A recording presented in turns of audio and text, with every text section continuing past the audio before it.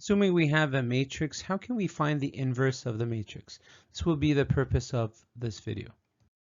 Well, why is finding the inverse of a matrix useful? We could try to answer this. I think one way to make sense of this is to look at a system of linear equations. So let's write the system of linear equations. So if we have a system of linear equations, let's assume we have n equations with n unknowns. So let's say we have f1 of x1, x2 all the way to xn, f2 of x1, x2 all the way to xn. And like we said, we have n of these equations. So we'll go to fn, x1, x2, all the way to xn. So n unknowns. These are the equations, f1 to n equations. These are the unknowns. And let's just show how it looks like. It's a linear equation, so we don't expect to have any trigonometric expression in it. We don't expect to have any powers to the unknowns, no square root, none of that. So it has to be linear. And in front of it, we'll have coefficients. So let's call the first coefficient a11, x1 plus a12, x2 plus ... to the last coefficients that we have in the first function, a1n xn. And the same thing with the second linear function. We could have a2 because it's a second function, a2, and let's call it 1. x1, first unknown, a22, x2, second unknown, ... a2n xn. And we go all the way to the last linear function that we have. So it's going to be a n1 x1 plus a n2 x2 plus the last term a n xn. In these linear equations, well, we could arrange them in such a way that any term, any constant that will appear in each of them, and if there is no constant, well, it's going to be 0. Any constant will be on the right hand side. So we could call it b1, b2, all the way to bn. Now that we have this, so again, just to precise, just to make it very clear what this is. So this is n linear equations. And why is it linear? Well, because you have to the power 1 everywhere. You don't have any trigonometric expression here. You don't have any square root. You don't have any power of 2. None of that, power of 3. None of that things that you have here. It's just to the power of 1 everywhere with all the different n unknowns. So n linear equations. These are the linear equations, right? So the first, the second, the nth linear equation. And we have, maybe I could put it in a different color, n unknowns. So let me just erase this just to remove the confusion. N unknowns. And where are these unknowns? Well, here they are. This is your first unknown. This is your second unknown. And this is the nth unknown. And you have these same unknowns are all shown in the rest of the function. So with n unknowns, n unknowns as such. So we have n linear equations with n unknowns. And at this point, what we could do is, let's just take advantage of linear algebra. So let's just turn these algebraic expression into a linear algebra language. So the way we do that is that we build a matrix. So we'll have a matrix that collects all the different coefficients. These are the coefficients.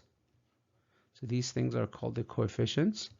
Let's just collect them. So we'll have our a11, a12, all the way to a1n. Same thing with the second function, a21, a22, all the way to a2n, and until we move to the last function, the nth function, an1, an2, all the way to ann. So this collects all the different coefficients that we have, like this. So these dotted lines just to mean that we have n of these terms. And let's just put all the different unknowns that we have. the x1, x2, and so on. And sometimes if we only deal with 2 functions, we will typically see x and y. If we deal with 3 functions, we will typically see x, y, and z, or z. And if we deal with 4 functions, we might generally see x, y, z, and t for time. But in here, if we have n unknowns, we'll call them x1, x2, all the way to xn, like this.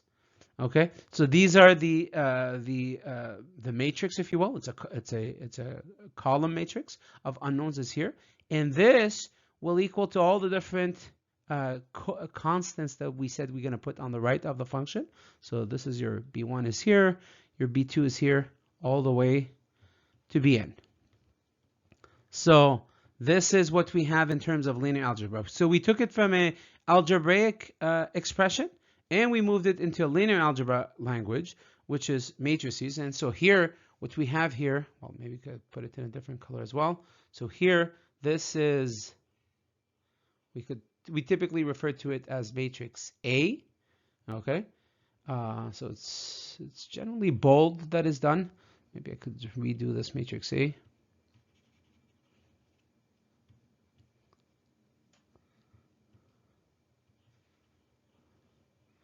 Matrix A, matrix of unknowns, matrix of the B array. Okay, so this is the A matrix. Okay, it's an n by n, so we have n rows, n columns, so it's an n by n matrix. This is a square matrix. We have the matrix of unknowns, the X matrix here. So this is an n by 1 matrix. Whoops, by 1 here. And if you remember how we deal with matrix multiplication, when you multiply, you want to make sure that the multiplication is compatible. This is n here, this is n here. So yes, it is compatible in the result that you will have. So this is n, it's the same thing. So they're compatible, so it's compatible. Okay, so the result that we get will be the B matrix.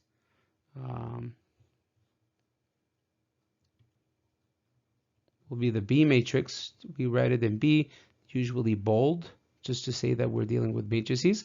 And it's going to be of size n by 1. N by 1, and clearly you see that it's an n by 1 column matrix. Okay, so these are the coefficients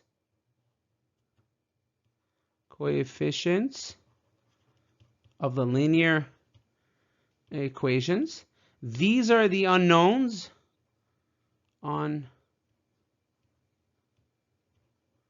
unknowns. And here, well, we have the constants here that we said we're going to put on the right. Any term that doesn't have an x with it, that doesn't have any unknown with it, we put it to the right. So now that we have it in matrix language, what we could do is, well, then just look at it just in terms of matrices, in terms of ax equals to b. So let me just, let's see, maybe we use this color. Let's move it into matrix notation. So this is what we have. We have A, the collection of the coefficients. We have the unknowns, x. This is all the unknowns are collected in this matrix, equals to B. And so the question is, well, how can we find this x? We're all after finding this. So how can we find this? How can we get x? We said in class that we could find it in 2 other ways. We could use Gauss's elimination. We could also use the Gauss-Jordan elimination. But we could also use another way to do this. And the other way to do this would be to find the inverse of the matrix. So if I have the inverse of the matrix, let me just arrange this a bit so that I have some space to write this. So we'll have a B here. If I have the inverse of the matrix, notice what happens. If I have the inverse of the matrix, let's put it with like this here. This is the inverse of the matrix. A with a -1, which means that we get the inverse of matrix A. And because I'm multiplying from the left, I have to multiply from the left on this side as well. A -1, like this. Now, if you multiply a matrix and its inverse, right? And assuming the inverse does exist, not all square, first of all, a matrix, the inverse exists if it's a square matrix. It may exist, doesn't mean it's going to always exist. And if it does exist, not all square matrices will have inverses. So here we're assuming that the inverse does exist, right? So you have to do the determinant. I'll show this on the next slide. So if you multiply it, you'll get the identity matrix, right? If each of these matrices is an n by n, so the identity matrix will be an n by n identity matrix. You multiply it by the array of unknowns, the column matrix of unknowns, this one here, and you get A inverse times B. So anything multiplied by the identity matrix will be that thing. It will be that matrix. So any matrix or a column matrix or a row matrix, doesn't matter. If you multiply it with the identity matrix, assuming it is compatible in this case. This is an n by n. This is an n by 1, so it works. You get the matrix itself. So you get the matrix itself, in this case, the list, the collection of unknowns, which is an n by 1, and it is equal to A inverse times B. So notice that this would be the third technique that I'm showing you in class. So we saw the other techniques before, the Gauss's elimination in order to find the unknowns. We saw the Gauss-Jordan elimination, so it's basically like the Gauss's elimination, but we go a few steps more. And now we see that we could also find it, provided we could find this guy, the inverse of the matrix. And so finding the inverse of the matrix is very useful.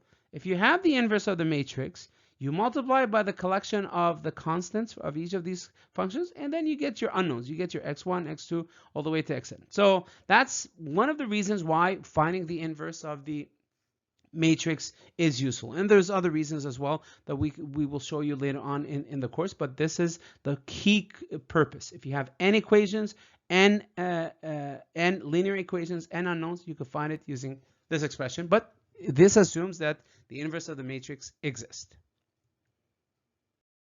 So now we could ask ourselves, well, does the inverse of the matrix always exist? And the short answer is no, it doesn't always exist. So you need to know the rules of figuring out whether a matrix will have an inverse or not. So first of all, if your matrix A, so let's say you have some matrix A and you're dealing with the dimensions of, let's say, 3 by 4. Right? So a 3 by 4 is not a square matrix. So this would not be a square matrix. So not a square matrix, right? So the number of rows and the number of columns is not the same, right? So you have 3 rows, 4 columns. So it's not a square matrix. This matrix here, matrix A, will not have an inverse. So therefore, does not exist. Does not exist, since A is not square. Okay, so just remember that anytime you have a matrix, you really want to make sure that it is a square matrix. It's an n by n matrix, and if that's the case, well, this also doesn't guarantee that the inverse exists, but at least you're one step at verifying that, you know, it is possible. So A may, so let me just write it this way. So if A is square, so it's a square matrix, A inverse may exist. It's not guaranteed that it's going to exist, but it may exist. So that's the first step. You want to make sure that your matrix A is square. The second step that you want to do, well, at this point is, well, go a few steps more to figure out does it really exist or not. And in order to do this, well, you need to find the determinant. So what you want to do is you want to find the determinant of the square matrix, of the n by n square matrix. Another notation for determinant is these lines. And we showed you these lines. These lines will have different meaning in different contexts. So sometimes if in complex numbers, like we've seen before, they mean the modulus. In typical values, in algebra, they mean the absolute value. But here, these two lines, they mean the determinant of the matrix. So if you have this, and you find the determinant of matrix A, and it happens that the determinant of the matrix is 0, then what does this mean? Well, this means, first of all, that's your A matrix. That A matrix has a name, and it is referred to as a singular matrix. Okay, that's number one, singular matrix. Okay, and also that the inverse does not exist.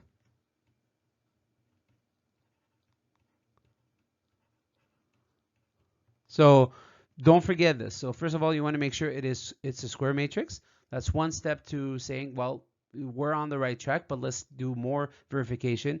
Get the determinant of the matrix, of the square matrix. If it is equal to 0, well, this matrix is referred to as a singular matrix, and the inverse does not exist. If, on the other hand, you take the determinant of this square matrix, so let's do it. If we take the determinant of the square matrix, it's an n by n square matrix. And let's also show you the other notation with the 2 bars, like this. And the result does not equal to 0. And by the way, the output of a determinant, don't forget, could be positive, could be negative, or it could be 0. It's a scalar. So determinant will always spit out a scalar, not a matrix. And if you get some value, whether positive, negative, or but ultimately you want to make sure that it's not 0, then this leads you to say the following. Well, first of all, A has a name. Let's learn the jargon here. Is referred to as a non-singular matrix. Number one. And number two, the more important thing to realize is that the inverse does exist. And this is the good news. So in order to verify if the inverse of a matrix exists, first of all, make sure it's square. And number two, make sure that the determinant is not equal to 0. If that's the case, then you know for sure that the inverse of the matrix, it does exist. And if it does exist, well then, how do you find it? That's going to be the discussion that we will see on the next slide. Okay, so far we've seen why we care about finding the inverse of the matrix. And we also saw what are the rules to know whether A inverse exists, because it doesn't exist all the time. At this point, assuming A inverse does exist, we've done the verification, we've done the determinant. Well, then how do we find A inverse? There are multiple methods. I'm going to show you here 2 methods on how to find A inverse. So let's call it method 1. Method 1. In this method, well, we're going to use things that we've used before. So we will use the Gauss-Jordan elimination process. Gauss-Jordan elimination.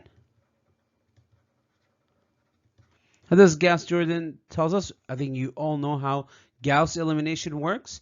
Gauss-Jordan is simply few steps more to go from REF, row echelon form, to reduced row echelon form.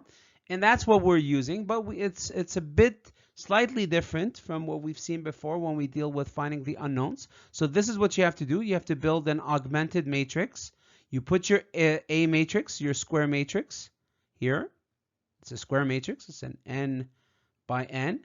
You augment it. That's why it's called an augmented matrix. You augment it with the identity matrix. Identity matrix. It's an n. Because this is of size n, we use the identity matrix of size n. In other words, it's an n by n identity matrix like this. Then what do you do? Well, you apply elementary row operations. Various elementary row operations. So let me just write apply elementary row operations. We've seen this before. You are permitted to basically swap rows. You're permitted to multiply a row with a constant, and you're permitted to add a multiple of a row to a row. So these are the 3 elementary row operations that you could do, and do these elementary row operations until eventually you get the identity. You get an identity on the left hand side. So you get a diagonal matrix on the left hand side, okay, like this. And what you get on the right-hand side would, guess what? It will be essentially your A inverse. So this guy is an n by n, and this guy, well, the inverse of an n by n will always be an n by n, like this, dimensions of n by n. So this is what you get. So just to clarify, so it's going to be of this form. Well, this is the identity here. So essentially you have ones in the main diagonal, like this. You have zeros on top, like this. And then what you have here is your inverse. Okay, so this is the main diagonal that has ones, and everything else will have a zero because you get the identity matrix, and this is what you get. Okay, and this is what we're after. This is what we're after here. This is what we're after. We will get it after applying the Gauss-Jordan elimination. This is inverse of matrix A. Okay, so this is the process. So it's very straightforward. And by the way, I mean, essentially what this means is that we reduce it into all of this, we reduce it into a reduced row echelon form.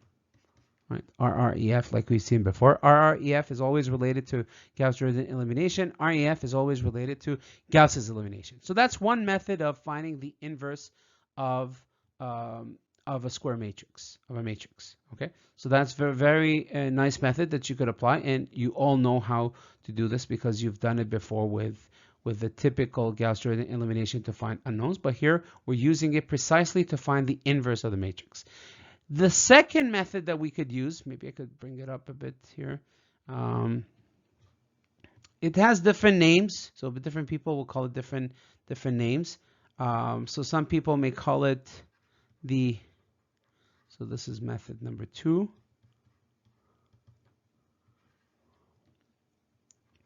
Right, so we could call it the adjugate matrix method. So adjugate matrix method. Some people will call it the minor cofactor adjugate matrix method. Some people will call it the cofactor adjugate matrix method. Some people will call it the adjugate matrix method. So anyways, different ways to refer to that. So different books will call it different things. So the process is very systematic. This is, I'm going to write you the equation to find the unknown, the inverse of the matrix. So the inverse of the matrix, right? So it's going to always be an n by n. So if initially you began with a matrix that is n by n, its inverse will always be n by n as well. It will remain square. It's equal to 1 over the determinant of this matrix.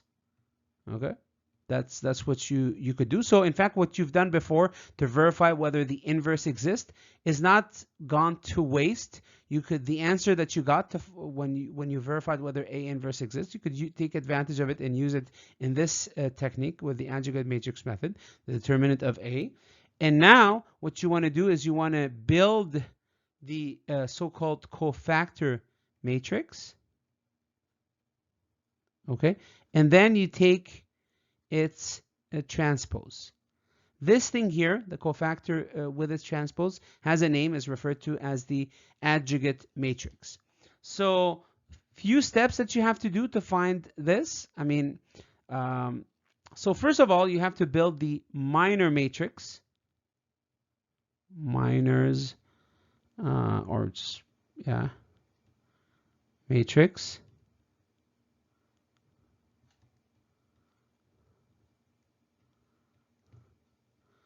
So the way you do it as such, so the minors matrix, let's call it M, it will be an n by n matrix. You'll have different entries. Let's call them M, I, J. And Mij is obtained by finding the determinant of the reduced matrix Aij, like this. We could also use the 2-bar notation like this. So this is not absolute value. We're dealing with matrices. So this is the determinant. So what does Ij means? It means that you cancel, you delete the ith row and the jth row. Let me just maybe put it in a different color. So this means delete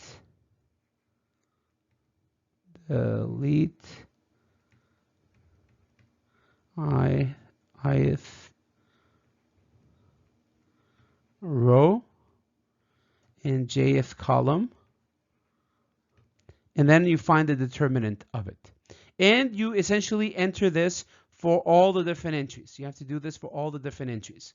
So you'll have to do this n times n times. So n squared times you have to do this. Once you have the minors matrix, right? So once you have the minors matrix, at this point, what you could do is you could find the cofactor matrix. So sometimes we will refer to it as the minor of A or cofactor. So here, so after this, you find the cofactor matrix. So how do we find cofactor matrix? So cofactor matrix. The way you do it is as such. You find what we could call it large C. It's an n by n matrix. We could also call it cofactor of A, just different ways of writing it. It is an n by n matrix. It is equal to small c ij, like this. And what is Cij? I don't have too much space here, but Cij is equal to -1 I plus j times mij. So essentially take all the different entries that you got for the minors matrix, add whether the different polarity, whether it's a plus or a minus. This step is in fact very easy to do. We'll do a numerical example so you see what we mean. And then this will essentially allow you to build your cofactor matrix. Take its transpose, and then that's it. We're almost done. Then multiply it by the constant, which is the determinant of matrix A. And this will allow you to find the inverse of the matrix. So these are the formulas that you need to know in order to determine the inverse of the matrix using the adjugate matrix method. We'll do an example of each of these methods, so you'll see how this is done, and you'll see how you could use any one of these two methods. Does this mean that there are only these two methods to find the inverse of the matrix? No, there are other methods, but for us, I think knowing these two methods are good enough and insufficient. So let's just learn these two methods. Let's just make sure that we know how to find the inverse using Gauss-Jordan elimination, and then we know how to find it using the adjugate matrix method. So let me just highlight this, and then we move on to some numerical examples so that we see how this is done. I'm going to give you two examples, and we'll try to solve them together so that you see how we apply both of these techniques. I suspect that the Gauss-Jordan elimination process is something that you're more familiar than the adjugate matrix, but you'll see it's not complicated. First of all, like I said, you need to find the minors matrix. Once you find the minors matrix, you just do a very little work in order to put the right polarity, and that changes to the cofactor matrix.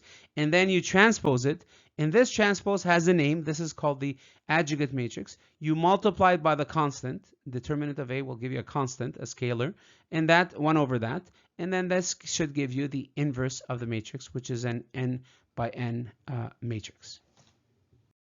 Okay, so let's see this first numerical example. Let me just write it for you, and then we'll tackle it together. So we have a matrix A like this. It's a 3 by 3. So it's a 3 by 3 matrix. It looks as such. So we have 4, 8, 7, minus 2, minus 3. We have a minus 2 here. We have a 3, a 5, and a 4.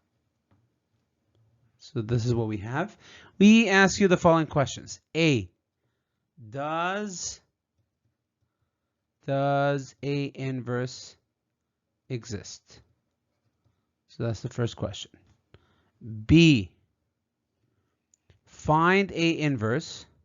So assuming it does exist, find A inverse using Gauss-Jordan elimination.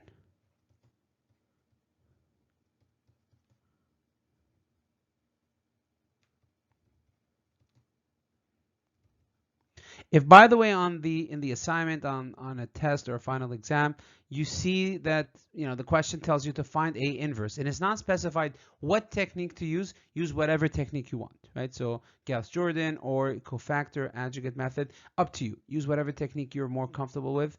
It's not specified. But if we specify to use Gauss-Jordan, then you absolutely need to use Gauss-Jordan. Then we ask you to verify that A inverse obtained in B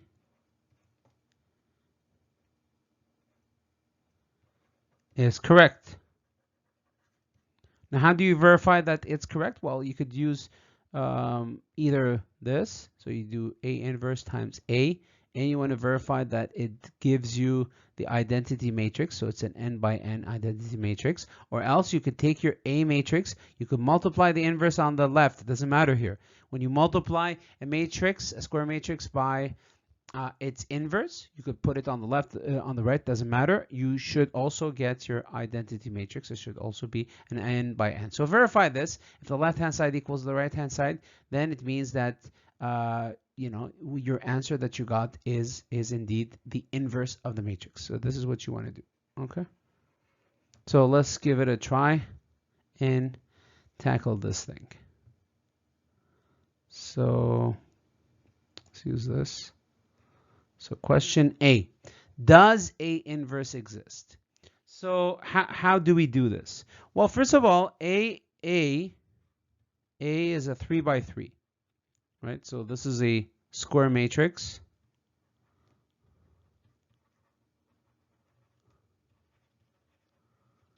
Okay, so it's a square matrix. And if it is a square matrix, well, this means that A inverse may exist. But it doesn't give us the full answer whether it does exist or not. So that's the first step. We realize that it is a square matrix, and we notice that it may exist. To know for sure whether it does exist or not, well, it means that we have to actually do the determinant of A. So we need to take the determinant of A, which is a 3 by 3. It's a square matrix, or if you will, let's use this notation as well for the determinant. And well, what we could do is just find the determinant of the matrix, which is 4, minus 2, 3, 8, minus 3, 5, 7, minus 2, and then 4. Like this, okay? And what we want to do at this point is essentially just do the determinant. I think most of you know how to do the determinant. I think I also showed you that with a 3 by 3, there is an easy technique, and that basically it uses Leibniz technique. Leibniz technique allows you to basically copy this column and the second column, the first and second column, just put it next to it. I'll use a different color so you know that it's not part of the matrix. It's just we're using it so that it makes it easy when we apply Leibniz technique. So we have 4, 8, 7. We have minus 2, minus 3, and we have minus 2. So at this point, what we could do is essentially find the technique. So the technique is as follows. So let me have the highlighter. Maybe that's easier to show how we're doing this. So we multiply these diagonals like this, here, here, in here. Okay, so let me just maybe write this down, and then I'll show you what we do after that. Multiply these diagonals like this, the yellow diagonals. So this is what we do. Let's open a big bracket. We multiply 4 by minus 3 by 4. Then we add the multiple of minus 2 by 5 by 7. Then we add the multiple of 3 by 8 by minus 2. We get this. Then we subtract the other diagonals that I'm going to put right now in a different color. So let's highlight it, and maybe we could put it in orange. So that, yeah, I think orange would do the work. So this is what we want to multiply by. This is the first, the second, and the third. So let's just write this. So here we're applying Leibniz shortcut technique to find the determinant of a 2 by 2. So it's not always the fastest way. So if you have zeros, sometimes the traditional way of finding the determinant is faster, especially if you have a lot of zeros. So don't forget, the idea when you find the determinant is to always expand on the row or column that has the highest number of zeros. And here we don't have any zeros, so Leibniz technique will do the trick. So 3, I think it's going to be relatively fast, minus 3 times 7 plus 4, 5, minus 2, plus minus 2, 8, and 4. Like this. And let's see what this gives us. So you could do your calculation. We could do it.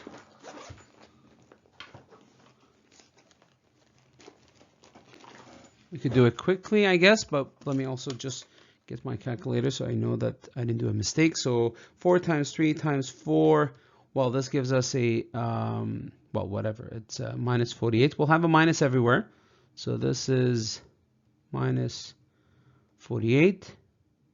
This thing here, 2 times 10 is, 2 times 5 is 10, times 7, well, this is minus 70. 3 times 8 is 24. We multiply by 2, well, we get 48. So this will be minus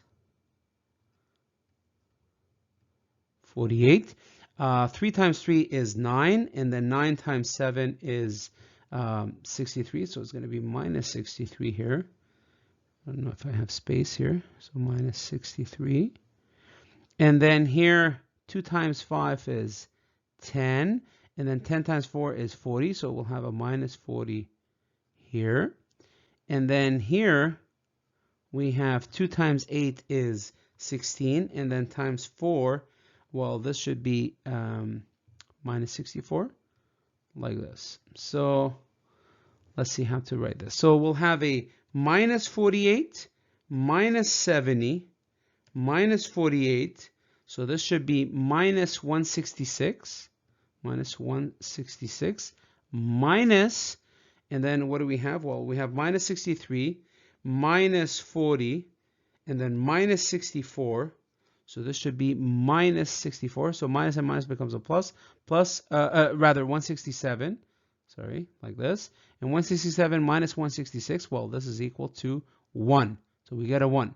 And 1 is not equal to 0, right? It's not equal to 0. So we know for sure that we will have the determinant. So this is the conclusion that we did. And of course, you could have found the determinant using the traditional way. But here we used a Leibniz technique. And therefore, so in other words, determinant of A does not equal to 0. Therefore, A inverse does exist, or we could just say A inverse exists. It does exist. Let me just say A inverse exists, and that's going to be the answer to this question.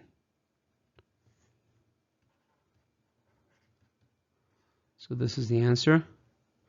And please, when you do this on your exam, I would kindly ask you to highlight your answer at the end so that it makes it slightly easier for the person correcting your exam, in this case it's me, to know where your answer is. Okay, so this answer is A. We're done with A. Let's move on to B. Find A inverse using Gauss-Jordan elimination. Let's do that next. So now we know that the inverse of the matrix does exist. What we could do is basically just find what the value is, or what is the inverse of the matrix. And to do that, we will do the augmented matrix approach, so using Gauss-Jordan elimination. So the augmented matrix looks as such. We bring our matrix A, we augment it by the identity matrix. This is a 3 by 3. So the identity would be a 3 by 3. We typically identify it as I with 3, which means that we will have 3 rows, 3 columns. And this, I'm going to just put the entries for it. So we start doing some work on this augmented matrix. We just enter the entries for the A matrix, 4, 8, and 7 for the first column, -2, -3, and -2. And then we have 3, 5, and 4. 3, 5, and 4, and then we augment it by the identity matrix 1, 0, 0, 0, 1, 0, and then 0, 0, and 1. As you see, the identity only has values in the main diagonal, ones, and then zeros above the main diagonal and zeros below the main diagonal. Now we will apply some operations and to move to the second update, this is the initial augmented matrix. Now we update it and we'll enter the values here. We won't do changes to the first row, so I'm going to rewrite entries of the first row again. So I'm going to write 4, -2, 3, and then 1, 0, and 0, like this. Okay, so we will work on the second row. So just to clarify what our strategy is, well, first of all, we have our pivots. So this is the first pivot. This guy here is the second pivot, and this is the third pivot. And anything below the pivots, we want to make sure that we turn them into a 0. So this one here would be the first that we want to tackle. This would be the second that we want to tackle. This guy would be the third that we want to tackle. This would be the fourth. This one would be the fifth. And then ultimately we'll finish here, the sixth one that we want to put into a 0. So these values that you see me that I highlighted with first, second, third, fourth, fifth, and sixth, we want to change them into a 0. And we have to go through this this kind of order. This is the smartest way to go, is to follow this order. So let's do that. Let's change this 8 into a 0. So in other words, we will do operations on row 2. And what is the operation that we're applying to row 2? Well, we take row 2 and then we subtract it by 2 times row 1. This is the operation that we will apply to this row. So let's do that. So I'm going to rewrite, I'm going to put all the different values that I have for row 2. So I have an 8, I have a -3, I have a 5, a 0, a 1, and a 0. We're subtracting by 2 times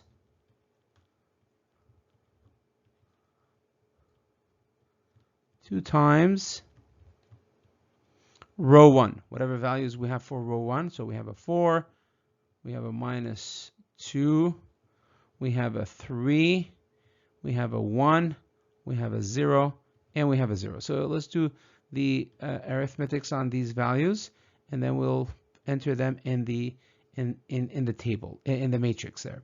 So we have 8 minus 2 times 4 is 8. So this gives us a 0. We could enter a 0 here. We have, well, maybe I could enter them after so that we put them all with the same color. So we have 0. Let's do the second one. So we have a -3. Minus becomes a plus. 2 times 2 is 4. So 4 minus 3, this is a 1. So we have 5 minus 6. So -6 plus 1. So this becomes a -1. Here we have a 0 minus 2. So we have a -2 here. And then here we have a 1 minus 0, so we have a 1 here. And then here we have a 0 minus 0, which is essentially 0. So let's just enter these values now in the matrix. And this is what we have. So we have 0, 1, minus 1, minus 2, 1, and 0. Next, what do we need to do? Well, next we also could do a work on this one, on the third row. So this is work on the second row. Let's do work on the third row. So what are we doing to the third row? Well, this is what we're doing.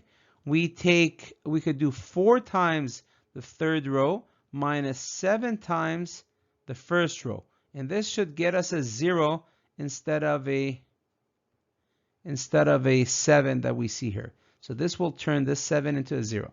So let's see how to do this. So we do 4 times 4 like this. We multiply it by R3, whatever values we have for the third row. So we have a 7, we have a minus 2, we have a 4, we have a 0, we have a 0, and we have a 1. And we subtracted by 7 times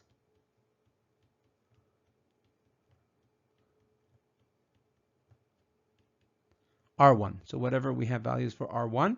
So we have a 4, a minus 2, a 3, a 1, a 0, and a 0. So let's find these values, what they are. So 4 times 7 is 28. Minus 4 times 7, well, this is also 28. So 28 minus 28 is 0. 2 times 4 is 8. So there's a minus. So it's going to be minus 8. Minus minus becomes a plus. 2 times 7 is 14. And 14 minus 8, well, this will be a 6. 4 times 4 is 16. 3 times 7 is 21. So minus 21 plus 16. So this will give us a minus 5 in here. Then 4 times 0, well, that's a 0. Minus 7. So we have a minus 7 in here. And then we have a 0 minus 0. So this will be a 0. And then 4 minus 0. Well, this will be a 4. So these values now, I could just enter them in the matrix. And let's see how this will look. So we'll have a 0 here. We'll have a 6. We'll have a minus 5. We'll have a minus 7. We'll have a 0. And then we have a 4. So at this point, let's see how this updated augmented matrix looks like. So this is our first pivot. This is my second pivot and the third pivot. And if you notice that we already have some success here. We got a 0 here. This is great. We got a 0 here. This is great. The next thing that we want to do is change this 6 into a 0. So we want to tackle this one. Let me just highlight it maybe in purple. So we want to change this one. Let's maybe just circle it rather. So we want to change this guy into a 0. So we'll do that next, and we'll update this augmented matrix. Okay, so let's continue the work here. If you allow me, I'll just write what we have on this slide, and then we'll continue from there. So we have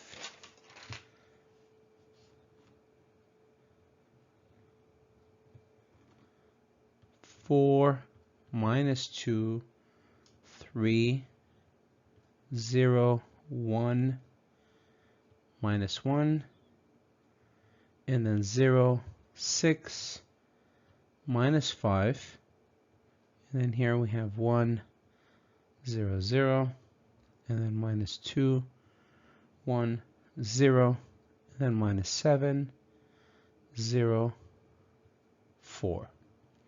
So we will update this augmented matrix. Our objective at this point is to change this one, like we said earlier, into a 0. And the way we're going to do this is the following. So we will focus on the third row. And what we will do is we will do 3 times, or rather row 3, row 3 minus 6 times row 2. So this operation will get us away from the 0 and change this, away from the 6 and change it into a 0. So let's do that. We're not going to change the first row, so I'm going to rewrite the first row as is. No changes happens to the first row or the second row. I'm going to rewrite them. So 4 minus 2, 3, 1, 0, 0. Second row doesn't change. 0, 1, minus 1, minus 2, 1, 0. Third row, this is where we're applying changes. Let's just do the necessary arithmetics. We're taking R3, so we have a 0, a 6, minus 5, minus 7, a 0, and a 4. We subtract it by 6 times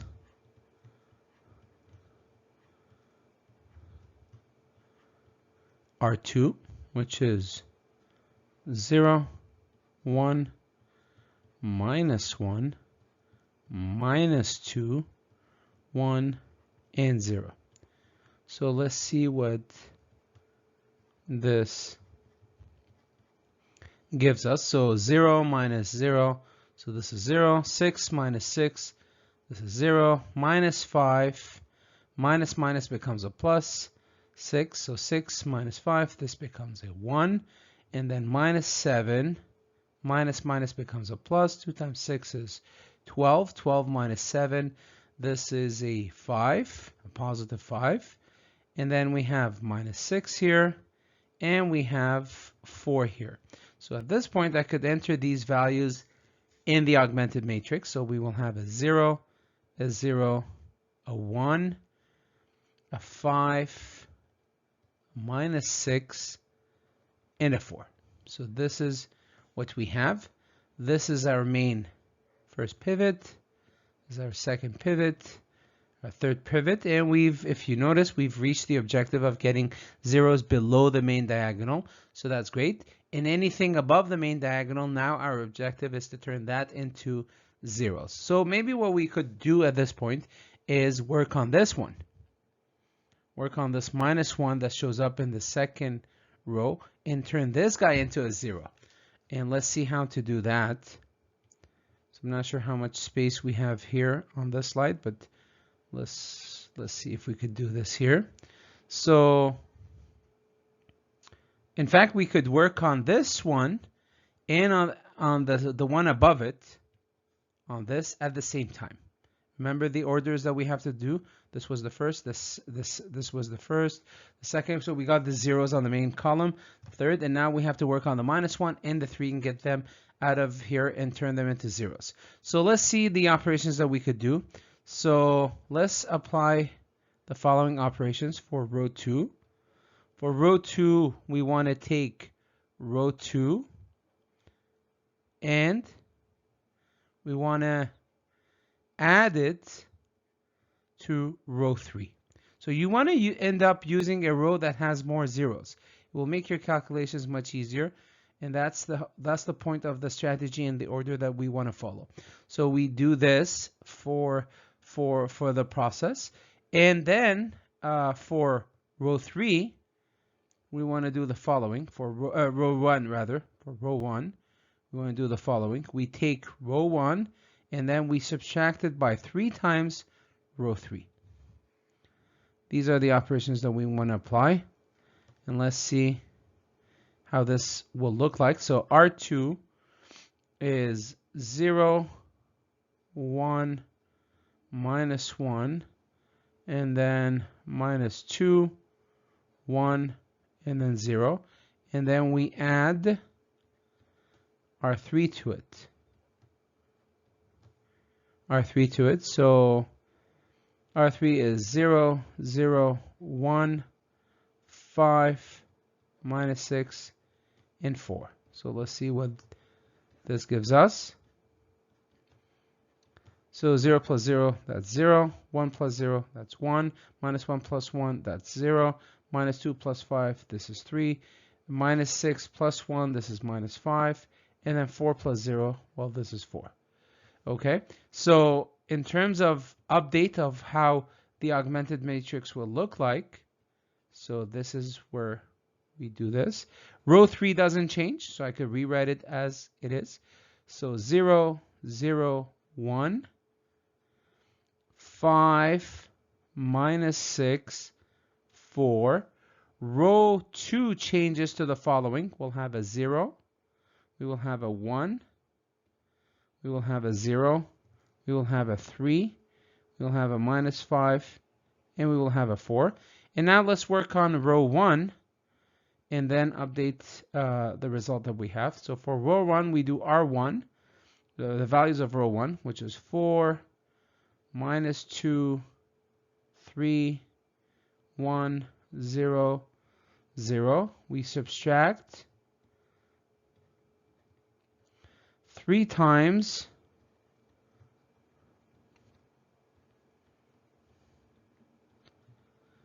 the values that we have in row 3. So it's 0, 0, 1, 5, minus 6, and then 4.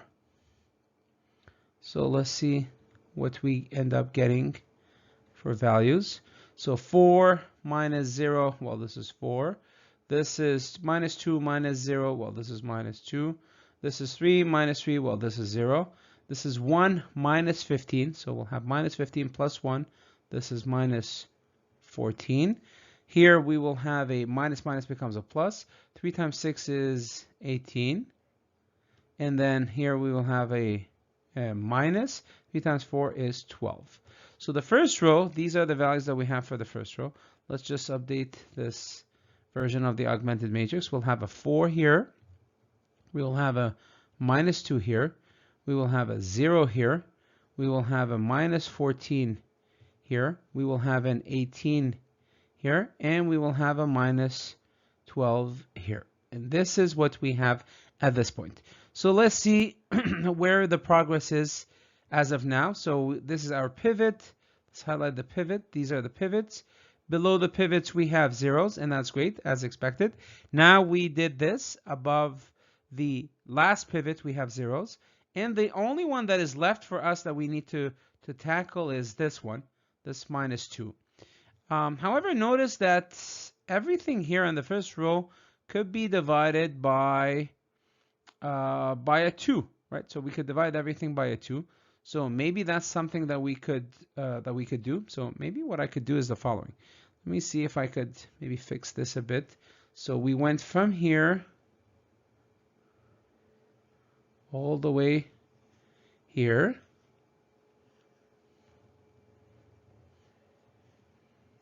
Okay. And now let's go from here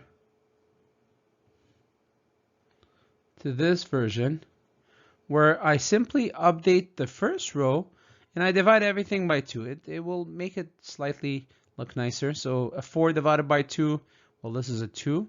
A minus 2 divided by 2, well, this is minus 1. A minus 14 divided by 2, well, 0 divided by 2, well, this is 0. A minus 14 divided by 2, this is minus 7. 18 divided by 2, well, this is 9. And then minus 12 divided by 2, well, this is minus 6. And let me just enter the other values. So 0, 1, 0, 3, minus 5, 4, so minus 0, 0, 1, 5, minus 6, and then 4. So let's pick this one up on the next slide and then try to work on it. And let's kind of remind us what the objective is. Our objective is to get rid of this minus 1 that we have here. Let's pick it up on the next slide. Okay, so this minus 1 that is highlighted in blue, let's try to get rid of this. Let's see what we need to do. So we're not doing any changes to the second row. So I'm going to just rewrite it. So we'll have a 0, a 1, a 0, a 3, a -5, and a 4. We didn't do any changes to the third row, so we will have a 0, a 0, a 1, a 5, a -6, and a 4. And we will apply changes to the third row, so let's go ahead and do that. So the third row, the first row, sorry about that. The first row, we will do changes to it. So we will do R1, and then we could in principle add it to the second row. And this should help us eliminate this -1 that shows up in blue, circled in blue. So let's do that. So values of row 1 are 2, -1, 0, -7, 9, and -6. We're adding values that shows up for in row 2, which is 0, 1, 0, 3, -5, and 4. Let's see what this gives us. So 2 plus 0, well, this is 2. -1 plus 1, well, this is 0. 0 plus 0 is 0. -7 plus 3, this becomes a -4. 9 minus 5, this becomes a 4. And then -6 plus 4, this becomes a -2. So I could enter these values now in this update of the augmented matrix. So I'll have a 2 here. I'll have a 0. I'll have a 0. I will have a -4. I will have a 4. And I will have a -2. So this is what we have. And again, we could see that the pivots are here. So this is our pivot, a pivot, the second pivot, third pivot. All the values below the main diagonal are 0. All the values above the main diagonal are 0. Now what essentially we have is this expression in reduced row echelon form. So this expression now is in reduced row echelon form. So it is it's a diagonal matrix. It's a diagonal matrix. However, don't forget, we're interested to change this diagonal matrix into an identity matrix. So we still have to go one more step to get rid of this 2 and have a 1 there. So we still have to go one more step. So this is the step that we will apply. This is what we will do. We will do R1 for row 1. We take row 1 and we divide it by 2. Let's apply this operation, and hopefully this will get us to what we want. So first row, every entry of the first row we divide by 2. 2 divided by 2, this becomes a 1. 0 divided by 2, 0. 0 divided by 2, 0. And we do the bar. -4 divided by 2, -2. 4 divided by 2, this is a 2. -2 divided by 2, well, this is a -1. And then the rest, row 2 and row 3 doesn't change, so I'm going to just rewrite it. 0, 1, 0, 3, -5, and then 4. And then we have 0, 0, 1, 5, -6, and 4. So again, just to make sure that we see what's going on, the values in the diagonal are all 1s. So this is clearly here. This is clearly here. This is clearly what you have is an identity matrix. Let's say 3 by 3 identity matrix. And therefore, what you have next to it is, in fact, the inverse of the matrix. So this thing here is your inverse. Okay, so we could also write it explicitly. So therefore, we found the inverse based on the Gauss-Jordan elimination approach. A inverse, it's a 3 by 3, and this makes sense because the original matrix was a 3 by 3, is -2, 2, -1, 3, -5, 4, 5, -6, and 4. And sometimes you will find the inverse of a matrix and you'll have fractions, and that's very normal. But in this case, it happens that there is no fractions. Everything works out to a whole number, and that's nice. But you could have fractions. So if you get that, there's nothing to worry about. You got whatever you got, and it's just the way it is. And that's the result that we obtained for the inverse of this 3 by 3 matrix that we saw in this example. So we're done with this part of the question. Now we have to move on to part C, where we have to verify, is this answer correct? So we'll do that next. So at this point, we want to verify if this answer is correct. And like I explained that when we wrote the question, there's a way to do that, to check whether your answer is correct or not. So this is part C. And let me just do a line here. So we want to verify, is A inverse correct? So there is a very straightforward and easy way to do that. And essentially it is to basically take your inverse, multiply it by the original A matrix, and verify, does it equal the identity? Right? So if you multiply an inverse by a matrix, you should get your identity matrix. It's going to be a 3 by 3 because each of these matrices is a 3 by 3. Alternatively, you could also multiply A by A inverse and then verify, does it equal the identity? So this would be the goal. It's really up to us to use one or the other. It doesn't really matter. So for example, I'm going to use this one, but you could certainly use the other one. They're both correct. So let's try this. What is the A matrix? So the A matrix that we had initially in this problem is it was 4, 8, 7, minus 2, minus 3, minus 2, 3, 5, and then 4. We multiplied by the inverse that we found. We still don't know if it's correct, so that's why we're doing this. It's that we found here. You see it in yellow, so minus 2, 2, minus 1, 3, minus 5, 4, 5, minus 6, 4. So don't forget how to multiply matrices. The first thing that you want to do is figure out, well, what is the dimension of this guy? This is a 3 by 3. What is the dimension of this guy? This is a 3 by 3. 3 by 3. They are compatible, okay, because these entries are both 3. And the result that you get will be a 3 by 3. So the way that you do it is you set up a 3 by 3 matrix with placeholders like this.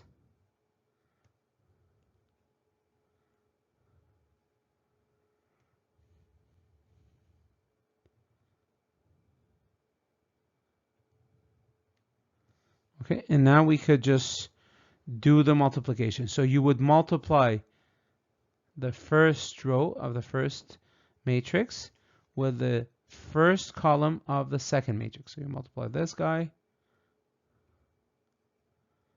here with this one.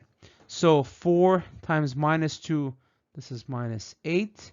Minus 2 times 3, this is minus 6. And then 3 times 5, this is 15. Okay, next we multiply the first row, just erase this one,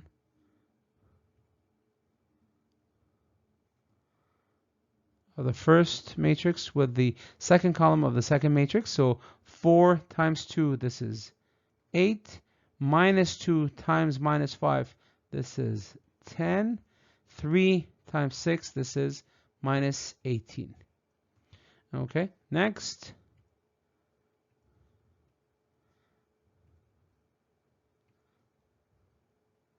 First row, first matrix, last row, last column of the third matrix, of the second matrix. So 4 times minus 1, this is minus 4. Minus 2 times 4, this is minus 8. And then 3 times 4, this is 12. And now we move on to the second column, and that's where we will focus on this one.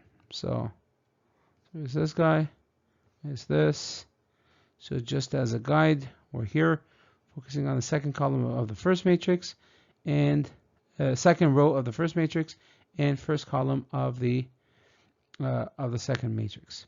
So we multiply 8 by 2, so this is minus 16, and then we will have minus 3 times 3, this is 9, and then we will have 5 times 5, this is 25. Okay, next.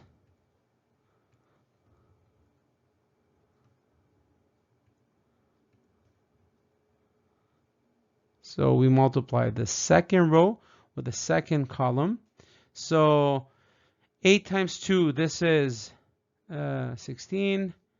3 times 5, this is 15, plus 15. And then 5 times 6, this is 30. This is, so it's minus 30. Next, what do we have? Well, we multiply the second row with the third column. So we have 8 times minus 1, this is minus 8. Minus 3 times 4, this is minus 12. And then 4 times 5, this is 20. Okay.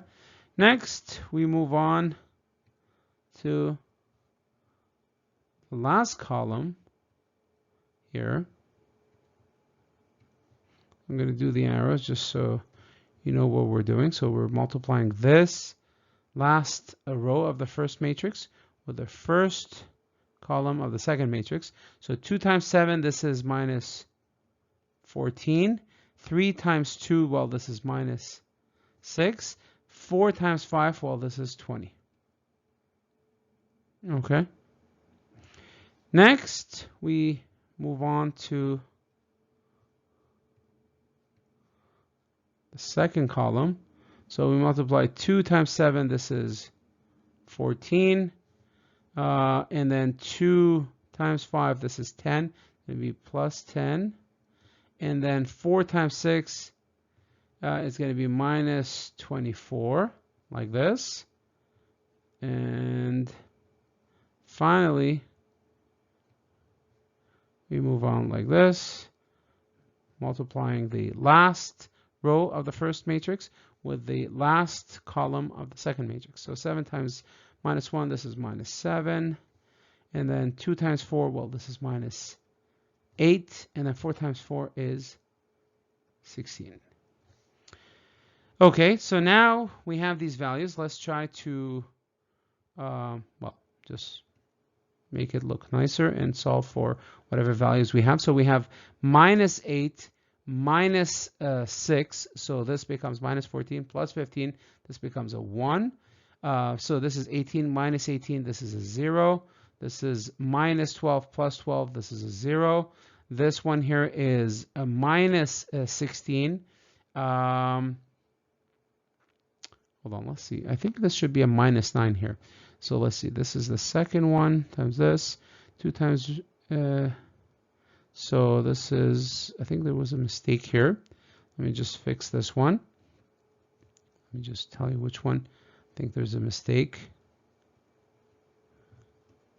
So this should be a minus 9 here. But let's see what we want to do. So we want to multiply this one with this one. Second one with the first one. So 2 times 8 minus 16. And then 3 times, this should be a minus 9 here. And then this would work nicely. So minus 16 minus 9, this becomes a minus 25 plus 25. So this is a 0. This one here is 31 minus 30. So there's going to be a 1 here. This makes sense. And then here we will have a minus 20 plus 20. This is a 0. Here we will have a minus 20 plus 20. This is a 0. Here we have a 24 minus 24. This is a 0. And then here we have minus 15 plus 16. There's a 1 here. So this is great. It means that, so this is essentially what we did. What we did was we multiplied A by A inverse. So this was the left-hand side. And we wanted to verify, does it equal to an identity, a 3 by 3 identity matrix? This would be on the right-hand side. And as you can see, it does indeed equal to an identity matrix. So this is my right-hand side. And therefore, the proof is there. So we have the proof. It is, in fact, correct. So it does equal to it. Therefore, what we have here is correct. There is nothing wrong with this. We got a correct inverse of the matrix. When we multiply the matrix by its inverse, we get an identity. So this completes this example. Let's move on to the second example. And in that example, we will apply the adjugate matrix approach. So you'll see two ways of getting an inverse of a matrix. Example will work. And again, the focus here is really to try and see the second method of finding the inverse of a matrix. So this example, we give you the following matrix. It happens that it is also a 3 by 3 matrix. So let me give you the entries that we have. So we have 3, 0, 2, 2, 0, minus 2, 0, 1, 1. So this is what we provide to you. And we ask you the following questions. Question A, does A inverse exist? Question B, if A inverse exists, then we want you to use the adjugate matrix method to find it being the A inverse. And then C, we ask you to verify that the obtained A inverse is correct. So these are the three questions that we ask you. Very similar to the three questions that we saw earlier in example 1. The key difference being is here we ask you to find the inverse using the adjugate matrix approach. So we learn both approaches that we have. So let's go through the process here of solving this. So question A, well, A is a 3 by 3 matrix. So it is a square matrix. So this is somewhat reassuring. So this means that therefore A inverse may exist, but there is no guarantee that it does exist. The only guarantee that we have is that we need to verify if indeed it does exist. So, but we said it may exist. So, okay, well, what do we do next? Well, to know for sure if it does exist, well, we need to find the determinant of matrix A, and this would be like this. We find the determinant of matrix A. We could write it in this notation. So it's a 3 by 3. And in fact, we could write it as such. So we have a 3, a 0, a 2, a 2, a 0, a minus 2, a 0, a 1, and a 1. Okay, so we could expand it. So let me use, so last example, we used Leibniz technique. Here, let me not use Leibniz technique. Let me use the traditional approach. We need to expand the determinant on a specific row or column. We said it's always in our advantage to use the row or column that has the most number of zeros. So if I use this row, we have 1, 0. If I use this row, 1, 0. If I use this row, 1, 0. If I use this column, 1, 0. If I use this column, we have 2 zeros. So that's already an advantage for us to do that. So maybe this is what we will do, is we will use this column because we have 2 zeros. So that's good for us. So we need to know the different polarities that we will have. So to find the polarity when we do determinants, would be to use the following, would be to use this expression, minus 1 to the I plus j, right? So I is the number, so this is the number of row, and j is the number of column. So here, this is your j equals to 1, this is your j equals to 2, this is your j equals to 3. Here, this is row equals to 1, row equals to 2, and row equals to 3. So if I have here, well, these are 0, so it doesn't really matter. But for this one, what do I have? Well, I have I is equal to 3, and I have j is equal to 2. So what does this mean? Well, it means that we will deal with minus 1 to the 3 plus 2, which is equal to minus 1 to the power of 5. 5 is an odd number, therefore this will be a minus 1. This will be negative. So this will have a negative polarity here. I'm going to write it like this. This is typically how I do it, as you guys have seen in class. So therefore, what I could then do is the following. I could write that this is equal to minus 1. We cross out each of these rows. So let me cross out this. I cross out the third row and the second column. What do I have left? Well, I have left a 3, I have left a 2, I have left a 2, and I have left a minus 2. If I then do the multiplication at this point, let me go back to this color.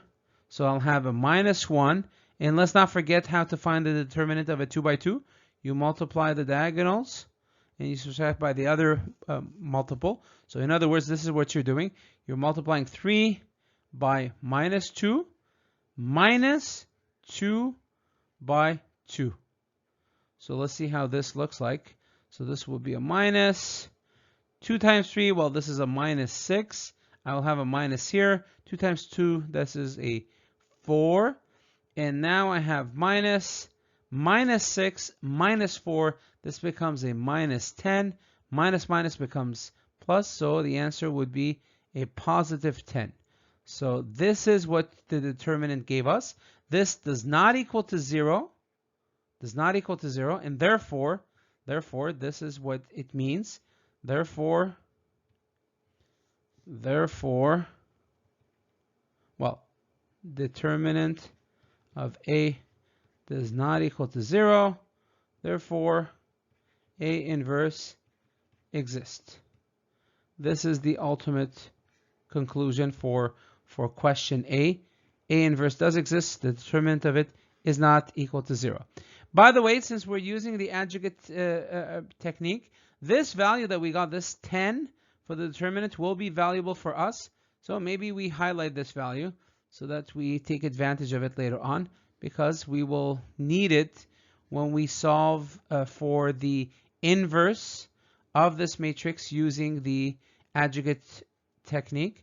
So this value will be helpful. We don't need to find this. We already found it here, so we can take advantage of it. The answer for us, at least for part A, is this. Let's move on to part B and actually find the inverse matrix using the adjugate technique. Okay, so now for this example 2, we know for sure that the inverse matrix does exist. And at this point, for part B, we want to find what is the inverse of the matrix. We will use the adjugate matrix approach. So adjugate matrix technique. This is the objective of the question. We cannot use the Gauss-Jordan approach because it's not written in the question. So let's go and do that. Before we proceed, well, just as a reminder, this is what we need to do. So we want to find the inverse of this matrix. It is equal to 1 over the determinant of the matrix. You could write det of A or just this symbol. It means it's the determinant of matrix A, not absolute value. These two lines are always dependent on what's inside it. Inside it is a matrix, therefore is determinant. And then we multiplied by the adjugate of matrix A. Okay. What is the adjugate of matrix A? Well, adjugate of matrix A is equal to the cofactor of matrix A transposed like this. And what is cofactor of matrix A? Well, cofactor of matrix A is equal to some entry, small c, of ij that is equal to -1 to the power of I plus j times the minor mij. What is the minor here? Well, the minor here, this mij is equal to the determinant aij, where you delete the ith and jth ith row, jth column, and then you find the determinant, you plug it in here, and this is the approach that we have to do. So this is just a reminder of what is this. What are we doing here? Well, this is it. So this is the main formula to keep to be reminded of. It's dependent on the adjugate. The adjugate is dependent on the cofactor. The cofactor is dependent on the minor. So in fact, we could write the minor matrix as well, like this. So we could do the minor of A is equal to a matrix with mij, and well, this is what it is. Each of these matrices will be of the same dimension as the matrix A. So if this is a 3 by 3, the inverse will be a 3 by 3. Okay, the adjugate will be a matrix of 3 by 3. The cofactor will be a matrix of 3 by 3. The minor will be a matrix of 3 by 3. By the way, we could also give it some, sometimes we will call it capital C. Sometimes for the minor, we will just call it capital M for the matrix. So we should just write M like this for the minor, but if you write minor, that's fine as well.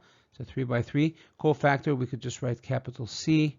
It's a 3 by 3 like this. In adjugate, we don't write A because it's confusing with the original identifier for the matrix. So let's just keep it like this, adjugate. So let's go through the process and see what we have. Let's not forget that we already have some values that will help us get to the answer. So we know what this is, right? We found it earlier. This is essentially equal to the determinant of matrix A, and we know what the value is. It is 10. So this is known. We need to find the adjugate, but in fact, the adjugate is depending on the cofactor.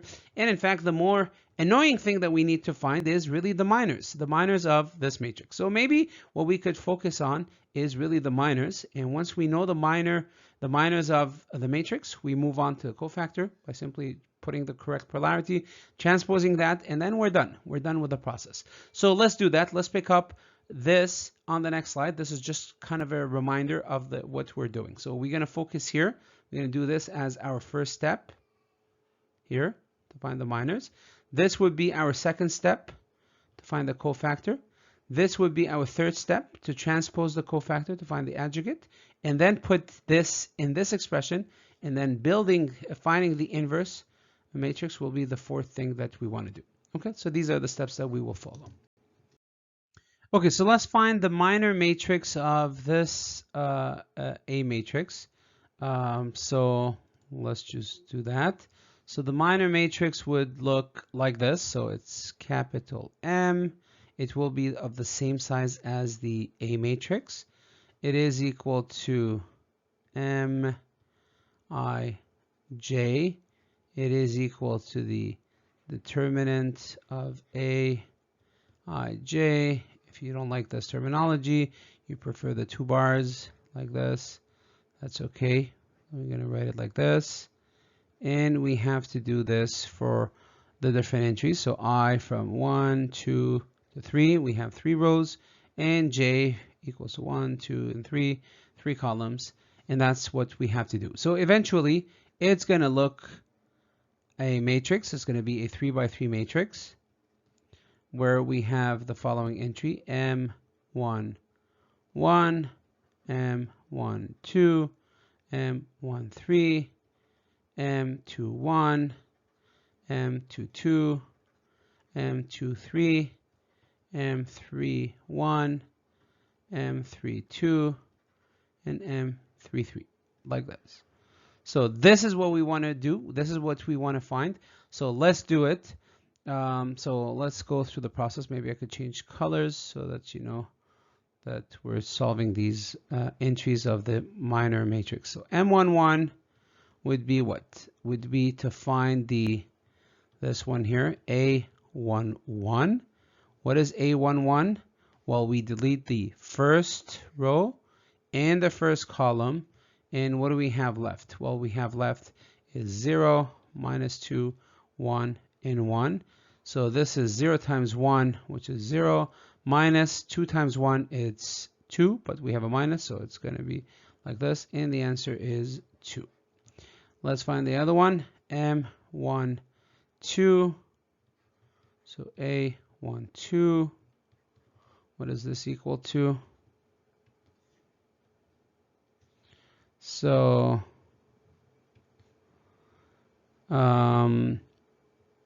what color did I use? This one here. First row, we delete the first row and the second column.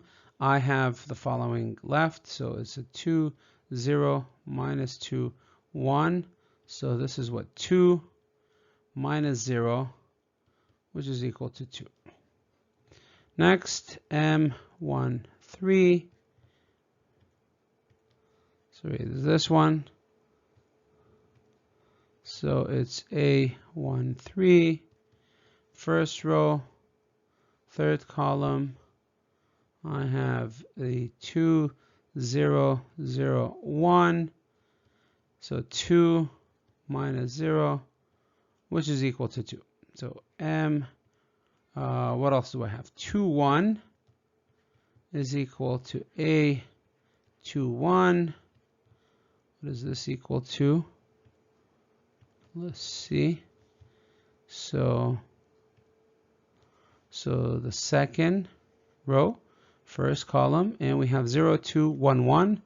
So 0, 2, 1, 1, like this. 0 minus 2, which is equal to -2. Okay, next, so we have M22. This is equal to A22, which is equal to deleting the second row, second column, and we have 3, 2, 0, 1. So this gives us 3 minus 0, which is 3. Next, we have M23,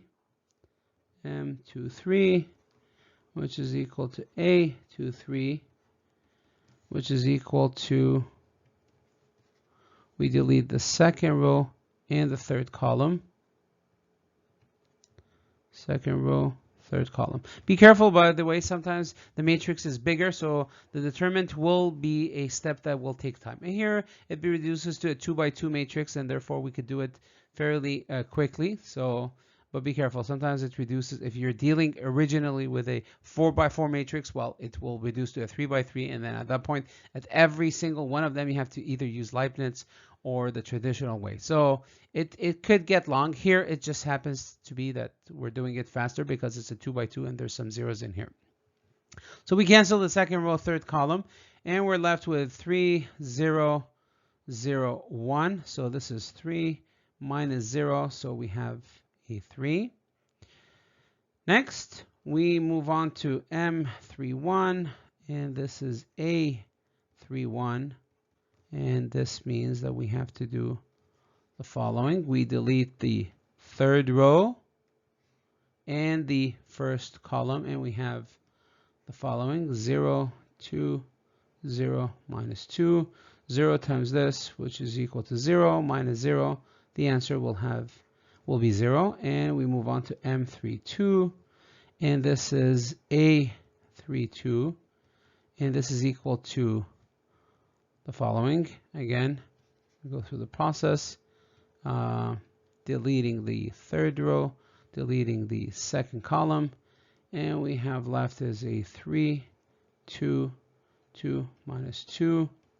2 times 3 times 2, this is minus 6. Minus 2 times 2 is 4. And this is equal to minus 10. And then we move on to M33, the last entry of the minor matrix. Let's see what this gives us. So this is A33, and this is as such. So we delete the third row, third column, and we have 3, 0, 2, 0, like this, 0 minus 0. This gives us a 0. And therefore, what this means is the following. This is what we have. Therefore, the minor matrix M, which is a 3 by 3 matrix, or if you want, you could write it like this, minor of A, which is a 3 by 3 matrix, is equal to the following. M11 is 2, M12 is 2, the next one is 2, the one after 2, 1 is minus 2, the one after is 3, the one after is 3, M31 is 0, M32 is minus 10, and then M33 is 0. So this is the minor matrix that we got so far. So this is already a good progress. This, in fact, is the most annoying part when you deal with the adjugate matrix approach. Finding this is the most annoying one. And then the rest is just way easier because it builds on this thing that we just obtained. So let's just pick it up and see how what we get after. So the next step, don't forget, is to move from the minor matrix into the cofactor matrix. Okay, so the minor matrix that we got is this. Let me just rewrite it again. So we have it. So the minor, which is a 3 by 3, is equal, well, if you want, you could also write it like this. The minor of matrix A is equal to the following. It's 2, 2, 2, minus 2, 3, 3, and then 0, minus 10, and then 0. So the next step would be to find the cofactor of this matrix. So sometimes we write with big C. It will be also a 3 by 3, or sometimes more often we will write it as cof, C-O-F, cofactor, for cofactor of A. It is a 3 by 3 matrix. Okay, same as this one. It is a 3 by 3, and it would look like this. So I'm going to rewrite the same entries because nothing will change from the entries of the minor except the polarity. So I'm going to rewrite them, and then I'll show you what I mean. So 2, 2, 2, minus 2, 3, 3, 0, minus 10, and then 0. So you have to apply this to it. So don't forget what cofactor is. So the cofactor of matrix A is in fact equal to minus 1 of I plus j, and then you do this, the determinant of the minors. We already found the minors, so this part we already found. We just need to put the polarity. So this is the part that we're missing, to do the minus 1, 1 plus j. So the first entry here will be minus 1 of 1, 1, which means that we will have minus 1 to the power 2, which is a positive value. Whatever comes next to it will be negative. Here will be positive. This one below it will be negative. So I don't need to do the ij. It's just once I have one of them, I could find the rest. If I have minus here, this one will be positive. This is negative. What comes next to it is positive. What comes below it will be negative. What comes next to it will be negative. What comes below it will be positive. So this is what I have. So now let me correct this minor matrix that I got with these red polarity entries that I just provided here, and you'll see what we get. So we get plus 2 on top. We get minus 2. We get a plus 2. We get minus and minus becomes a plus, so we get a 2. We get a 3. We get a minus 3. We get a 0. minus minus becomes a plus, plus 10, and then we have a 0. So this is how the cofactor matrix looks like. This is the answer. So we have the minor matrix, we have the cofactor matrix, right? So 2 minus 2, 2, 2, minus and minus becomes plus, 3 minus 3, 0, 10, and then 0. So at this point, what do we have left? Well, we have the most important one left. This will tell us how the inverse of the matrix will be, which is to find the adjugate of matrix A. It is also a 3 by 3 matrix because matrix A is a 3 by 3. The only thing that we need to do here is to take the cofactor matrix and then transpose it. So in other words, this is what we're doing. Let me just rewrite the cofactor matrix. Cofactor matrix is 2 minus 2, 2, 2, 3, minus 3, 0, 10, 0, and then we transpose it. So when you transpose, the order of rows and columns change. So in other words, it's a 3 by 3 when I transpose it. If it's an n by m, so I mean, if I have this, if I have A is equal to an n by m and I transpose it, I will have a new matrix B, and it's going to be an m by n. And here it's a 3 by 3, so what I transpose will still be a 3 by 3. So 2 minus 2, 2 will be here. So 2 minus 2, 2 will be here. 2, 3 minus 3 will be here. So 2, 3 minus 3 will be here. 0, 10, 0, 10, 0 will be here. So 0, 10, 0 will be here. So don't forget what transpose is. So transpose is this. So if I have A that looks like this, Aij, and I transpose it, well, the entries will look as follows. It's going to be Aji. You know, the order changes between I and J. And this is what we got. So 2 minus 2, 2 is here. 2, 3 minus 3 is now here. And then 0, 10, 0 is here. So this is what we got. This is the adjugate matrix that we got. And now that we have the adjugate, well, what is left? Well, therefore, we could just build the inverse of the A matrix, and it looks like this. It is 1 over the determinant, which we determined was 10, right? We did this earlier. And then I multiply by the adjugate. Well, maybe I could delete this just to make sure everybody is following with us. So this is what we're doing. We're doing 1 over this times the adjugate of A. So this is 1 over 10. We found the 10 at the start of this problem. Adjugate of A, well, this is what I have, which is 2 minus 2, 2, 2, 3, minus 3, 0, 10, and then 0.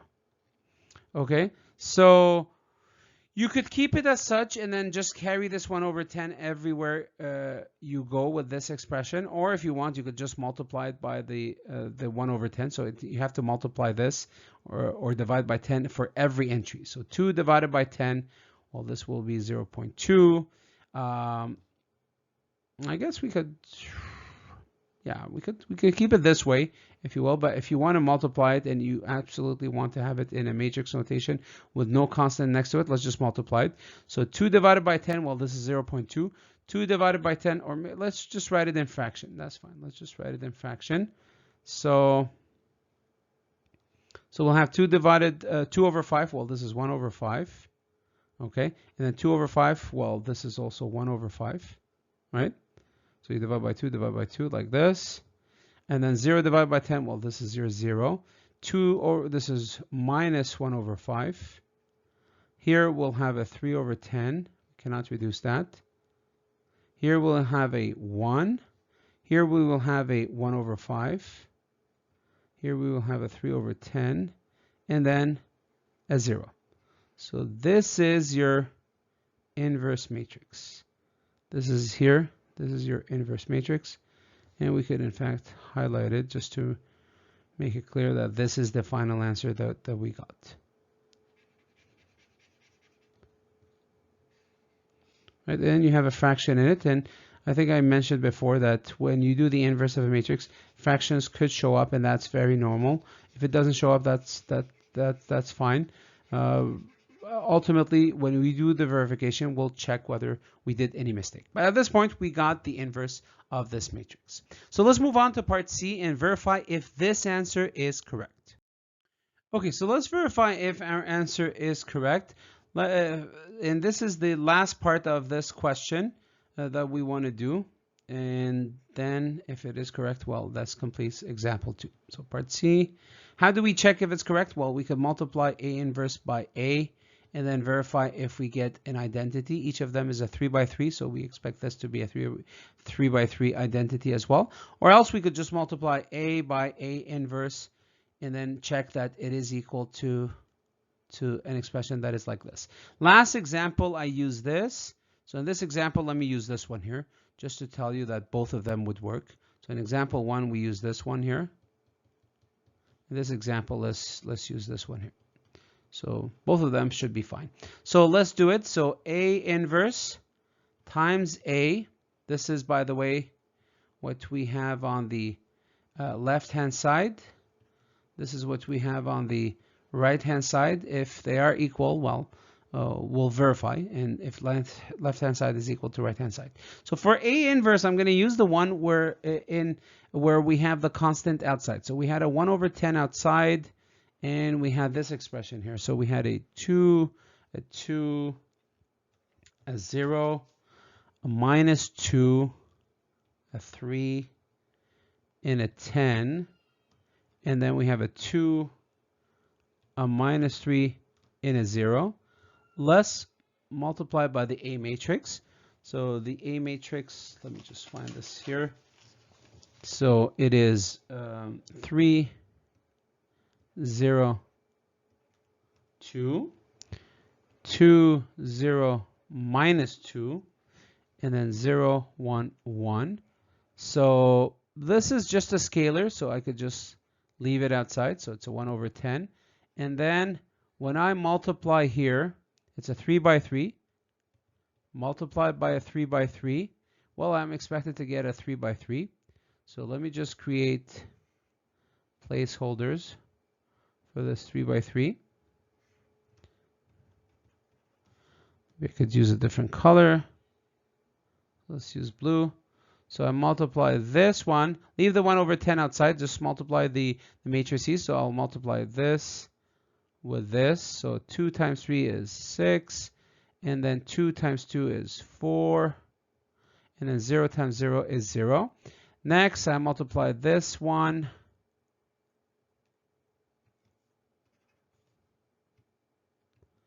with this one. So this row with this column. 2 times 0 is 0. 2 times 0 is 0. 0 times 1 is 0. So we'll have a 0 here. Here we have a 10. Next, let's multiply with the last column. And we will have 2 times 2 is 4. And then 2 minus 2 is minus 4. And then 0 times 1, well, is 0. So this will eventually give us a 0. Next, we move on to getting answers for the second row. And this is what we will do. So we will multiply. Let me erase this guy as well here. We'll multiply here this row with this column. So 2 times 3 is minus 6. And then 3 times 2 is 6. And then 10 times 0, well, is 0. So this gives us a 0. And then next, we will multiply the second row with the second column. And then we will have minus 2 times 0, well, this is 0. 3 times 0, this is 0. And then 10 times 1, well, this is 10. And then not finally, but at least for this entry, for this row, let's do the next one. We will multiply the second row with the third column. So minus 2 times 2, this is minus 4. And then minus 2 times 3, this is minus 6. And then 10 times 1, well, this is 10, like this. So this adds up to 0 here. Next, we move on to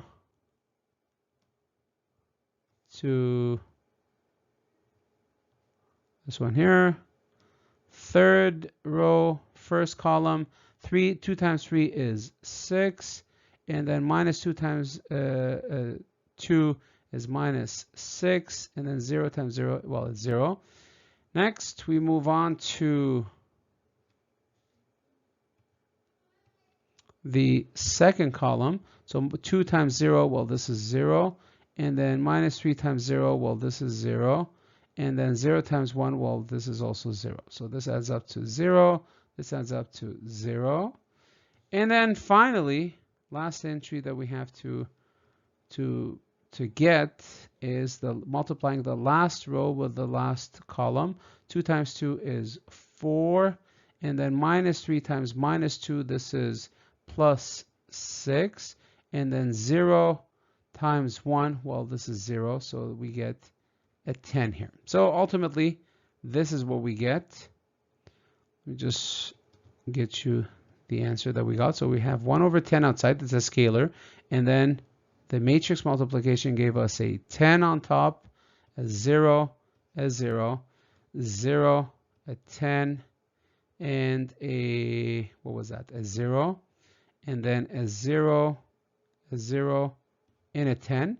And then if you multiply by 1 over 10, each entry, well, basically what this means is that you'll get a 1, 0, 0, a 0, 1, 0, a 0, 0, 1. And if you look at this, well, this looks very much as the identity. It's a 3 by 3 matrix. And it's clearly the identity matrix because you only have 1s in the main diagonal and 0s above and below. And therefore, this is equal to the right-hand side.